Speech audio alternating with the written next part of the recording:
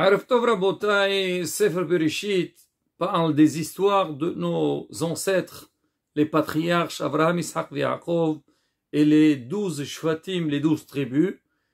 Nos sages disent que Sefer Bereshit s'appelle Sefer Ha'avot, le livre des parents.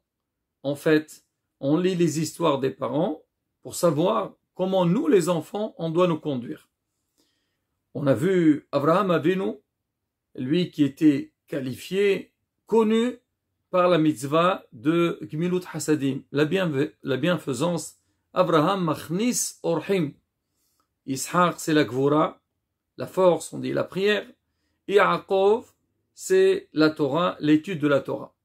On va essayer de raconter une histoire, Rabotai, qui reflète, soulève un petit peu donc les qualités de nos patriarches et un message très important pour nous. C'est une histoire très récente, Rabotai, une histoire miraculeuse et dans laquelle on voit un petit peu la force des mitzvot et Gmilut Hasadim. Alors il s'agit d'une personne qui s'appelait Yehuda. Yehuda, il était dans le chemin, il avançait et il voit une voiture arrêtée en panne. Toute la famille était autour de la voiture, ne savait pas quoi faire. Yehuda s'approche à eux, il leur dit « Oui, qu'est-ce qui se passe? Qu'est-ce que vous avez ?» Ils lui disent « Écoutez, on a une panne, on n'a plus d'essence et on attend commander Yeshuat Hashem. » C'était pas une famille religieuse.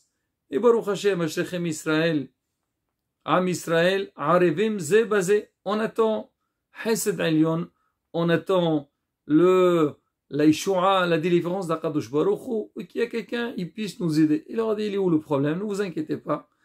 Attendez, pas loin d'ici, il y a une pompe à essence. Je vais aller chercher de l'essence pour vous et je reviens. Très bien. Yaakov, qui était le père de cette famille, émerveillé par ce Yehuda. Un quart d'heure plus tard, Yehuda, il arrive avec un bidon plein d'essence et il remplit le réservoir. Bon, en tous les cas, il met de l'essence dans la voiture de Yaakov. Yaakov était très content, très reconnaissant. Il dit, Yehuda, combien je te dois? Il dit, tu me dois rien du tout. Et alors, j'ai trouvé un juif qui est dans une détresse, qui a besoin d'aide. Ça coûte pas de l'argent, ça. C'est une grande mitzvah. Ça fait plaisir de vous aider. Yaakov, très étonné de la réaction de Yehuda, je précise que Yaakov n'était pas religieux. Yehuda, c'était quelqu'un, un Bahour Yeshiva, un avrech. Il lui dit d'accord, merci, et on sait très bien quand on a affaire avec quelqu'un, surtout qui nous rend un grand service, on prend ses coordonnées, ils se sont échangés leur numéro de téléphone, et Yaakov dit à Yehuda, je voudrais bien avoir quand même contact avec toi. Ça peut être toujours utile. Et depuis, le vendredi après-midi, il y a un appel, on s'appelle Shabbat Shalom, c'est en Israël, même les gens qui font pas Shabbat, ils savent c'est quoi Shabbat Shalom? C'est le jour du repos. Donc il est très symbolique pour le clan d'Israël. Alors maintenant, les jours ils avancent, et un jour, Yaakov, il dit à Yehuda, il dit, mais dis-moi Yehuda, je comprends pas. Je sais que tu es quelqu'un d'exceptionnel, quelqu'un d'extraordinaire. Et vraiment, tu restes toujours dans ma pensée, comment le service que tu m'as rendu, tu n'as pas voulu prendre même pas un shekel pour ça. Mais je voudrais comprendre un petit peu le Shabbat. Le Shabbat, la vérité, pour moi, il est très bizarre.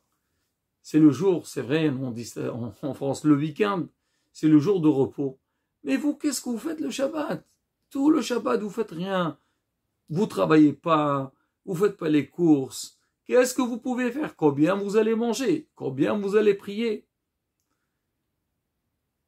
Yehuda, il lui répond, tu sais, pour connaître la valeur et le goût du Shabbat, il faut la respecter. Quand on fait un Shabbat, après on n'aime pas nous séparer de Shabbat. C'est ce qu'on voit chez tout le monde. Comment quand Shabbat il sort, on a une certaine angoisse. C'est comme la Gemara le dit, Shabbat wa'i nafash, wa'i avda nefesh. Quand Shabbat il sort, donc on perd l'âme. C'est pour ça qu'on sent une bonne odeur pour nous réconforter.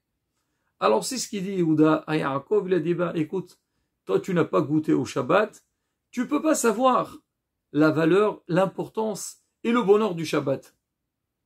Alors en discutant, alors Yehuda il dit à Yaakov, dis-moi, qu'est-ce que tu penses de venir passer un Shabbat chez moi? Il dit quoi, c'est pas toi, tu habites à Bnei Brak. Non, non, non, pas du tout. Moi j'habite dans un endroit où bon, les gens ils respectent pas Shabbat, mais moi la vérité, aller chez toi, je serais comme on dit, un étranger parmi vous. Il lui a dit, écoute, qu'est-ce que tu perds? Un Shabbat, tu viens vendredi après-midi, tu passes le Shabbat, samedi soir, tu rentres chez toi avec ta famille, ça t'a plu, ben tu essayes toi aussi de un peu respecter Shabbat, ça t'a pas plu, ben écoute, rien eu, tu as fait un Shabbat raté de ta vie, c'est pas la fin du monde. Alors, Yaakov, il a dit, pourquoi pas? Si tu m'invites, avec plaisir. Il a dit, d'accord, laisse-moi voir, et je vais essayer de voir quel Shabbat qui me convient pour t'inviter, toi et ta famille. Il a commencé à voir, et ce Yehuda, lui, il avait son Rav, le Rav Zaïd. Alors, je sais pas, il raconte beaucoup d'histoires, mais des histoires très miraculeuses, ce Rav-là. Il est parti le voir, il lui a dit, alors Rav, qu'est-ce que vous pensez? Tout ça, il dit, mais bien sûr, tu sais c'est quoi, Zeko et Rabbim, ramener les gens vers la Torah. Alors, ton ami Yaakov, il va voir c'est quoi un Shabbat, sa famille, tu peux pas savoir. On dit l'étincelle juif, il peut se réveiller, et Bezat Hashem, peut-être il fera tchouva, il fera Shabbat, lui et toute sa famille. Très bien. Alors notre ami Yehuda, il commence à réfléchir, alors quel Shabbat l'inviter? Et là, c'était juste avant donc les fêtes, Rosh Hashanah, Kippour et tout, il a commencé à réfléchir, Yehuda, il a dit, quel Shabbat, je vais l'appeler quoi? Rosh Hashanah? Non, c'est compliqué. Il y a Rosh Hashanah, et la famille, il y a beaucoup de prières. J'aurai pas le temps de m'occuper de lui, et à savoir si lui, il voudra venir à Rosh Hashanah. Il a dit, bon, alors peut-être je l'invite le Shabbat d'après. Shabbat d'après, c'est quoi? C'est Shabbat Shuvah. Je vais l'inviter avant, la vérité. C'est vrai, c'est une grande mitzvah d'inviter les gens, Mekarev, de ramener à Israël, mais je préfère avoir plus de, comme on dit, de tranquillité pour me préparer à Yom Kippourim. Mais bon, alors le Shabbat d'après. Shabbat d'après, c'est Sukkot. C'est quoi, je veux l'inviter, je veux dire dormir avec moi à la Souka. Moi, je dors à la Souka. Il va amener toute sa famille. On va les mettre, c'est pas évident. Et on sait, la Souka, c'est très beau, mais des fois, il y a certaines choses qui sont pas très agréables. Il fait un peu froid, ou peut-être il fait un peu chaud. Donc, on n'a pas les meilleures conditions. Et il s'est dit, moi, je pense, le top, l'inviter le dernier Shabbat de la fête de Sukkot, qui est, donc, Simchat Torah. Et après, il s'est dit, mais Simchat Torah, c'est pas possible. Pourquoi? Parce que lui, on sait très bien en Israël, souvent, les enfants, ils vont passer le Shabbat chez la famille, chez les parents ou chez la belle famille. Et il dit, moi, Simchat Torah, moi, Sukkot, je la fais chez moi, mais Simchat Torah, toujours, je pars chez mes parents, on fait la fête ensemble, les enfants, ils voient les grands-parents, les bonbons, l'ambiance, on connaît tous l'ambiance de Simchat Torah. Il a dit la vérité, il était un petit peu réticent, quand est-ce que je veux l'appeler? Il est parti voir son Rav, le Rav Zaïd.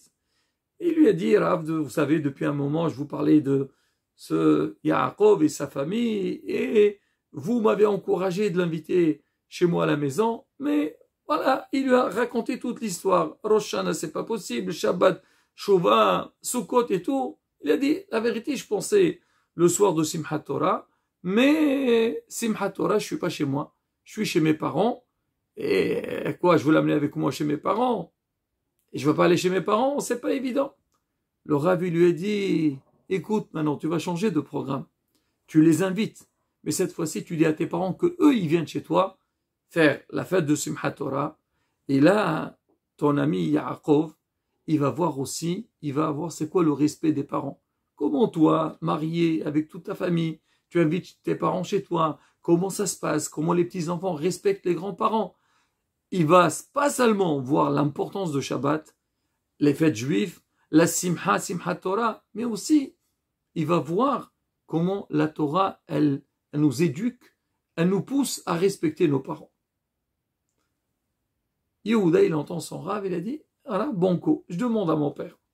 Il appelle son père et lui dit, voilà, papa, tu sais qu'en général, nous on vient passer la fête chez vous, mais voilà, il s'agit d'une famille qui est loin de la Torah, il lui a raconté toute l'histoire. Le père lui a dit, mon fils, mais bien sûr, moi je viens avec vous, on va faire la fête ensemble. Ça fait plaisir de voir des gens, qui reviennent à la Torah. Pas de souci. On passe donc Simchat Torah ensemble. Yehuda, il appelle Yaakov et il s'organise pour qu'ils viennent passer donc le Shabbat ensemble, donc Simchat Torah. Et ils ont fait un Simchat Torah inoubliable. C'était quel Simchat Torah, Rabotai? C'est le dernier Simchat Torah. Mais le plus, je veux pas dire marrant de l'histoire, mystérieux de l'histoire, que ce Yaakov, il habitait dans le Yishuv de Be'eri, donc un des Yishuvim qui était le plus touché. Malheureusement, donc le jour de Simchat Torah, la grande catastrophe avec le massacre qu'il y a eu donc dans ces Yishuvim-là. Et quand Yaakov, le jour de Simchat Torah, il a entendu ce qui s'est passé, bien sûr, c'était un grand choc. Mais derrière ça, il a vu comment l'Ashgaha Eliona, comment il a rencontré ce jeune homme, ce Avrech, pour qu'il le dépanne. Il a gardé contact avec lui. Qu'à la fin, il l'invite pour faire Shabbat. Et quel Shabbat? Il a été invité le 2 Simchat Torah. Il a vu qu'il était sauvé, lui et toute sa famille. Malheureusement, après tout ce qui s'est passé, il est reparti voir un peu donc ce qui s'est passé, sa maison. Et à sa grande surprise, toute sa maison est partie en feu. Malheureusement, on sait tous ce qui s'est passé dans cette journée-là. Et là, Rabotai, on voit bien sûr le grand chagrin par rapport à tout ce qui s'est passé, et on voit comment la haine de Gmilut Hasadim. Alors, Yehuda, il a fait du Hesed. Il s'attendait à rien. La preuve, il a voulu lui donner de l'argent. Il n'a pas voulu prendre pour l'essence. Et comme on dit, le contact, l'amour du Shabbat, Ahabat Israël, se rapprocher, et la résistance. Parce qu'après tout, d'un côté, on voit Yehuda, comment il a tenu bon, et comment Yaakov, il était prêt d'aller dans un monde qu'il était étranger à lui. C'est pas évident. Il dirait à quelqu'un, viens passer tout le Shabbat. Non, parce que comme on a dit, à la Neshama qui s'allume, et grâce à ça, Baruch Hashem, donc comment il était sauvé, et lui, toute sa famille. Alors, il y a beaucoup de moussard qu'on apprend de cette histoire. C'est vrai, il y a énormément d'histoires, des miracles, mais ça pourquoi on a un petit peu le Hanyan, Gmilut Hasadim, aimer son prochain, aller vers son prochain, aider son prochain, et bien sûr, la mitzvah de Shabbat. Combien, comme on dit,